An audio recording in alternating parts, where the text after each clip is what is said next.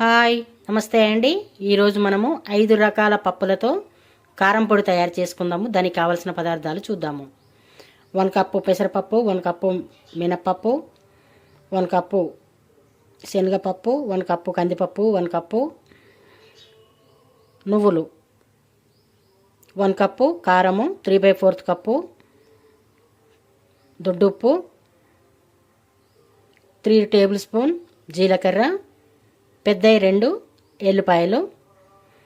తయారు చేసుకోబోయే విధానము చూద్దాము. ముందుగా స్టవ్ ఆన్ చేసి ఒక పాన్ పెట్టుకుందాము. మినపప్పు వేసి దోరగా వేపుదాము. ఇప్పుడు మినపప్పు సగం వేగినాయి కదా, ఈ పెసరపప్పు కూడా వేసి 2 ఈక్వల్గా బ్రౌన్ కలర్ వచ్చే వరకు వేపుదాము.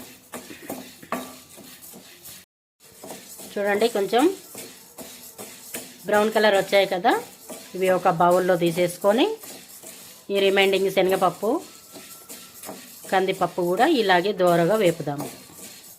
చూడండి, అన్నీ మంచిగా మనము ఇలాగా దోరగా వేపుకున్నాం కదా. ఒక మిక్సీ జార్ తీసుకొని మిక్సీలో వేసి మెత్తగా పౌడర్ చేసుకుందాము.